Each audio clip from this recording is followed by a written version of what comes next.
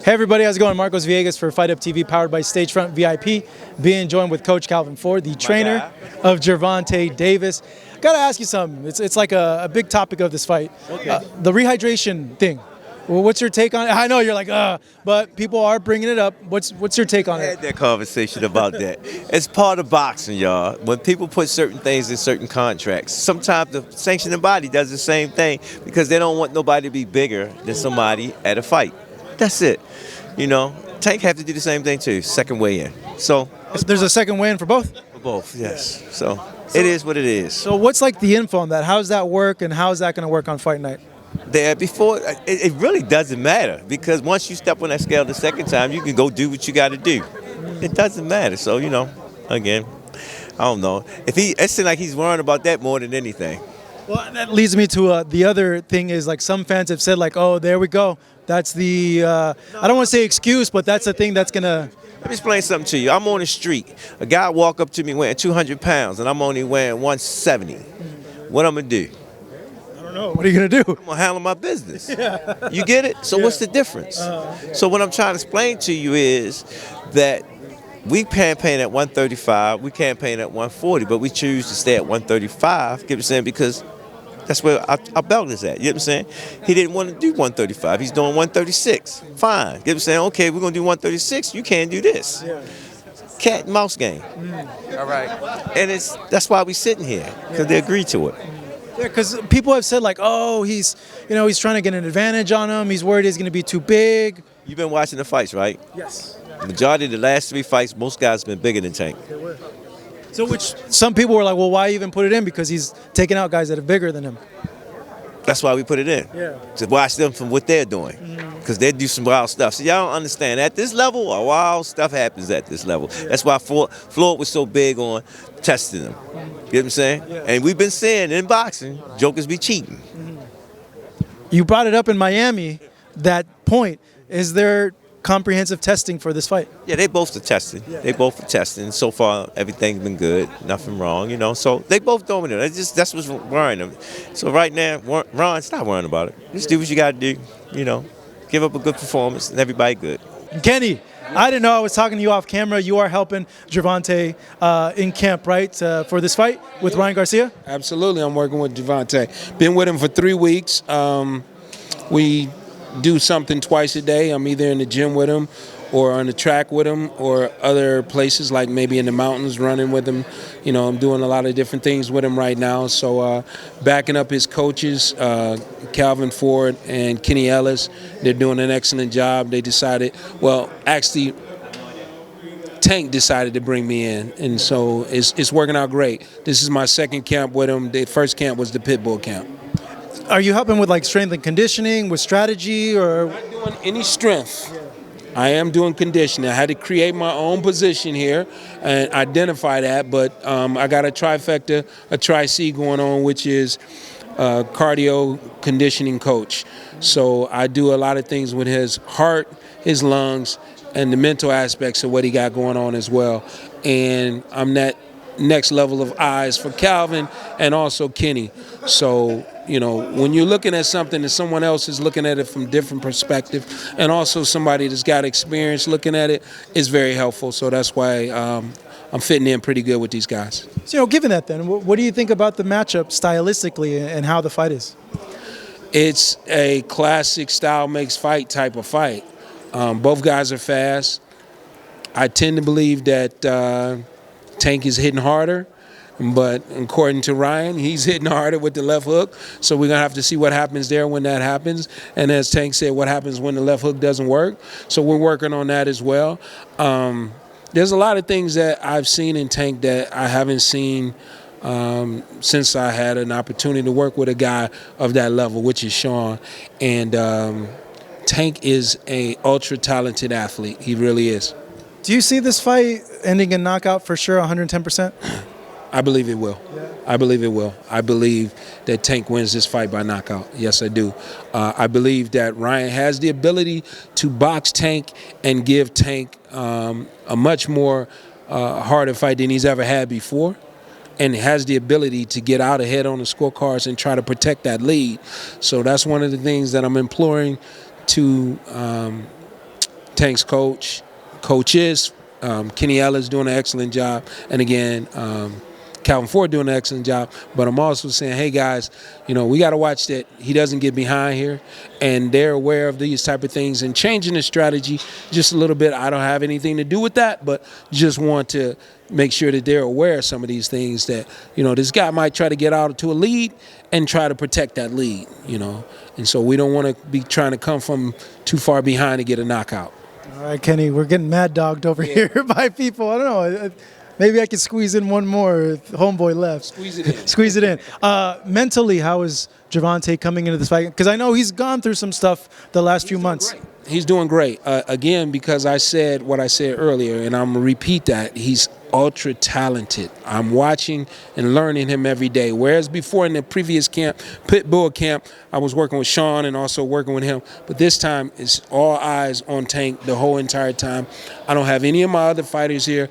I had to resist bringing them in. I've got 3 other undefeated guys I wanted to bring in, and even one of them to spar with him, which would be great because he's a 5'10", a long guy at 135. But I want to make sure all my focus is on Tank. So with that being the case, it's just one of those situations where I need to make sure I'm giving him everything. How are things looking in camp these days? You got about 44 days between now and the fight. Where exactly is Tank physically?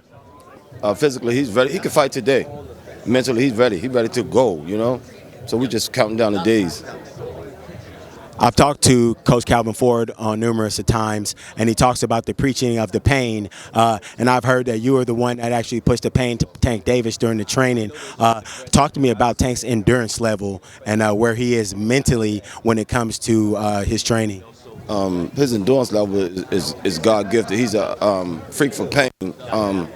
We just making sure he do everything right in the gym as far as eating and getting the right rest to give his body that endurance, you know what I mean? And where he's from, the pain that he's been through, Ryan can't hurt him. Ryan can't hurt him. We ready to rock and roll. There are some that would beg to differ, particularly for Ryan's blinding left hook. What's the plan in order not to walk into a shot like that? I can't give away the strategy, but we got an answer for everything he do. I've been watching him over and over for the last 2 months. The same fights over and over again. It's going to be like second nature. So in breaking down the opponent, Coach, what have you seen in Ryan that makes him such a formidable opponent at this time? He's pretty strong, pretty fast, but Tank have more tricks. He's strong, he's fast, and Tank is a born fighter. Ryan was taught how to fight. So if Ryan game plan don't work, he lost. If Tank game plan don't work, bring it from the heart. Beginning of one of the biggest moments of his career. We have a mission. If you listen to him, time is now. We just not fighting for this fight. We fighting for other fights to come. And with that, Coach, a lot of folks we've talked this fight, we've talked it for months. Now takes on this fight. Leonard, Floyd, Ron, they've been talking about this fight since, Ron talked about this fight when he first came in the game. Remember when Oscar said, they say, son, you ain't ready yet. So now it's his because they did all the due diligence of making this fight. And with that, there was a sentiment that Ryan was not ready and that Ryan had to mature. Do you feel like Ryan is ready for this moment at this time? He here. He got his team in place. He's training. He's talking the talk. He's walking the walk. That night, we got to see who do what they do. We've talked a lot about big moments. You preached big moments for Davis. Again, with one of the hugest moments of his career, how does he continue to be calm? He appears to be having fun when we're watching him in training. Well, again, I always sit there and say he's blessed. He's truly blessed. And we're here to do a mission for the Almighty. You know what I'm saying? To lead our youth, to put the right people around you. Don't have people around you that's going to be yes men. Go have people around you that's going to tell you the truth and get you where you need to be at. And everything else is going to be all right. With the battle about 40, 45 days away from where we stand today, as far as we've heard you preach before, pain, that you wanted this fight to be painful. You want fights to be painful. What is your sentiment in this bout? Nobody brought the best out you yet. Push them, test them, make them bring the best out you so the others can see not to fuck with you. So this fight's, the mantra for this fight is bring out the best. Yeah, I'm waiting. Y'all, if you go back and look at all my interviews, y'all haven't seen the best of Gervonta Tank Davis yet. The best haven't came out of yet. There are folks out there that believe that Ryan Garcia represents the biggest challenge in both speed and power that Gervonta Davis has had to undertake in the ring. What are your responses to that? Gervonta Davis has speed and power. His record shows. We've seen it. He's the best fighter in the world to me. He just got to keep showing it. I'm working with Tank. He contacted me. I came in. We talked about some different things. We had some in-depth conversations, and we've been working at it for about 3 weeks now. I've worked with him before in the Pitbull camp. That was in conjunction with working with Sean at the same time. So this time, I'm doing a lot more one-on-one with Tank, and he's looking exceptional. A lot of people are very excited about this fight. With a myriad of things going on around the fight, talk to us about what makes this fight one of the best fights of the year, if not the best fight of the year. Well, what makes this one of the best, if not the best fight of the year, one of the best fights of the year, is two young, undefeated fighters. Champion in Tank Davis, undefeated fighter in Ryan Garcia, taking this challenge on at such a young age in their careers. You know, these guys, I don't feel have reached their peak yet. Tank hasn't reached his peak yet. His peak potential is unbelievable. You know, as I've been assessing him, and which is one of my jobs in the camp, to assess what's going on with him and see how he's doing every day. He's an ultra talented athlete. We're not just talking about boxer, ultra talented athlete. I watch this guy do some things that most people just in life can't do. So, like, he'll literally walk in the gym and do a somersault over the ring, into the ring, without even touching the ropes, right? And smile and laugh about it because, you know, he would love to do more of this, but he can't take chances like this getting ready for a fight. But, yeah, these two guys taking this type of challenge on, young in their career like this, early in their career like this, that's what makes this the top fight of the year. Definitely. And one thing that I spoke to you about off camera, you said it's your job to make sure that you kind of monitor the things that are going on with Tank and around him. With the Tank with the travel schedule in New York yesterday, back to LA today, how are you guys handling all of that? He's doing the best he can under the circumstances in the situation. It wasn't one that, you know, and that's another thing. You know, most people would think that this was Tank's fault, that he was late for that press conference. It really wasn't. It was a scheduling conflict. It was a small window for him to get from Las Vegas to New York, which was no control of his at all. You know, you're going in on red eye the night before the press conference. You land there 7 o'clock in the morning. You got an hour drive plus, you know, you got to get your luggage. You got an hour drive to Midtown New York. And then you haven't had any sleep at all, so you got a sleep deprivation going on, and then it's time for the press conference. So he literally, whatever, you know, whatever sleep he got on the plane was pretty much it. And then turn right back around after that press conference, jump a flight, and come back over here. So it really wasn't his fault.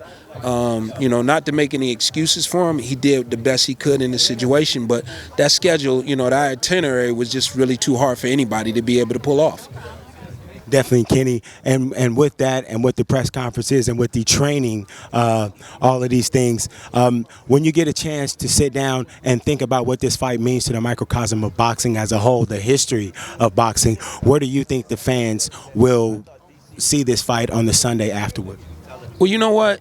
I think this is going to be up there with the top level fights that we've seen in, you know, over the years in boxing. The top level fights from, you know, Sugar Ray Leonard versus a Marvin Hagler, on up, to some of the more recent big fights that we've seen, with Floyd Mayweather Jr. and Manny Pacquiao. This is right up there in that conversation with those guys.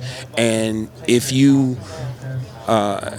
have an opportunity to get to the arena, make sure you do. If you can't get to the arena, buy that pay-per-view, because you don't want to miss this. This is going to be must-see TV.